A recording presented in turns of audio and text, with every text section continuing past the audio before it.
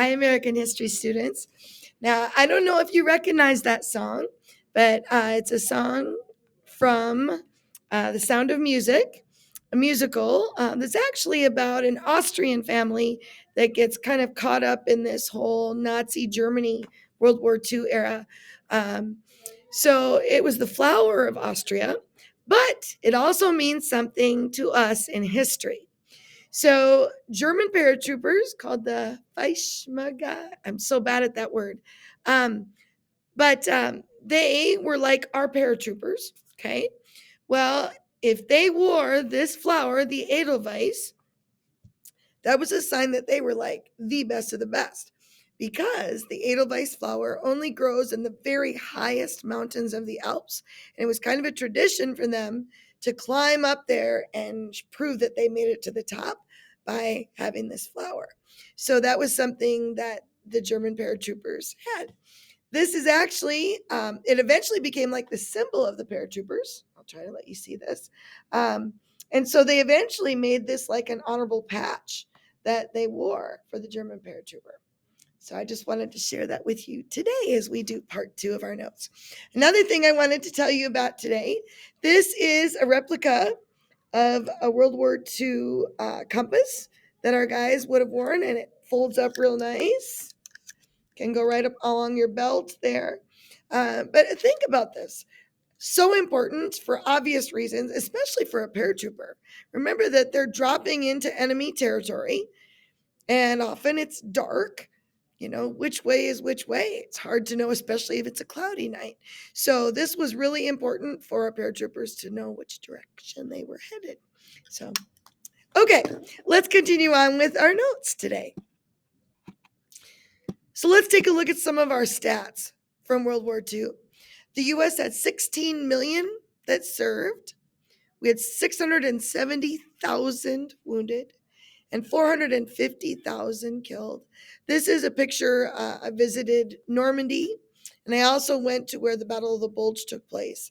And these are the American cemeteries there. The number of crosses just seems to go forever, forever. But as we mentioned before, compared to some of our allies or enemies, our numbers are very small in comparison. The Soviets had 20 million battle deaths.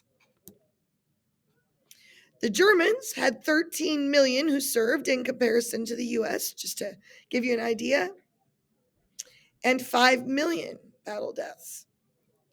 So this affected everybody in the world, to be honest. This was a really interesting place. At Normandy, there's also a German cemetery. I'll tell you a couple of stories. First of all, I want you to know that the people that took care of this are German, and they thanked us for coming because they quite often don't have people from the United States or from the Allied side, even today, that go and visit this cemetery. Um, Another interesting story, our tour guide at the time was actually from Holland originally, and his parents were killed by the Germans in World War II. He refused to go into this cemetery because he still had such personal feelings about the whole World War II era. So, very different perspectives of this. But something very sad about this cemetery. There were so many Germans killed at Normandy when we attacked and around the area. And obviously, they were the enemy. They lost the war. So they buried these men as quickly as they could.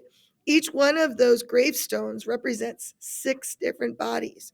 So there would be 3 buried on this side and 3 buried on that side. So there's a lot more people there than you realize. Well, we can't talk about World War II without talking about the Holocaust, and we will go into that in more detail later on. But we also had 11 million Holocaust victims.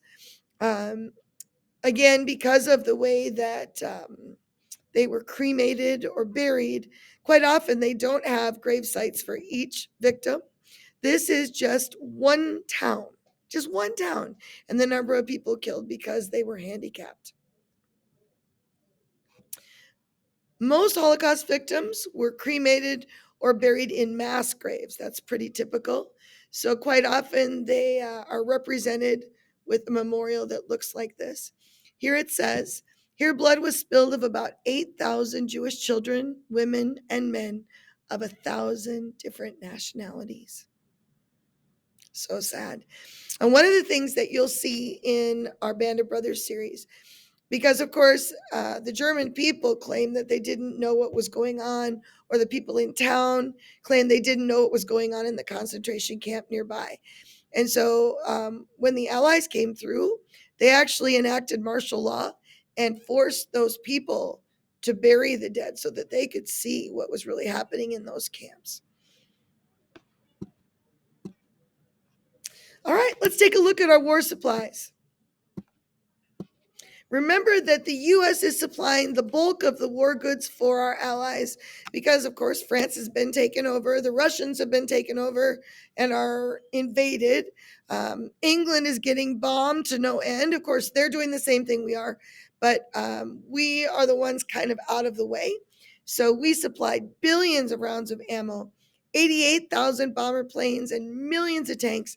And remember that a lot of the people that were building those tanks and planes were women, or they were men at home that were 4F or were older. So if you weren't fighting in the war, there were more people working at home for the war effort than there were actually fighting, which I think is what I have right there. The U.S. has more people in factories than in uniform in World War II, helping to support this huge war effort. Now, I wanted to show you this poster to kind of end part two. This was a poster you would often see in a factory in America.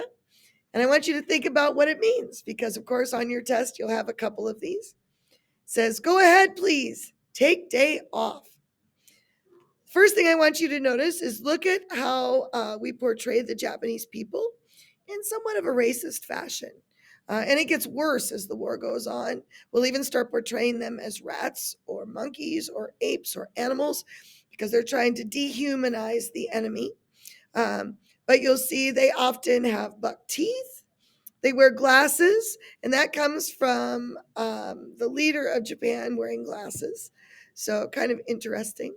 So what does it mean? Go ahead, take the day off.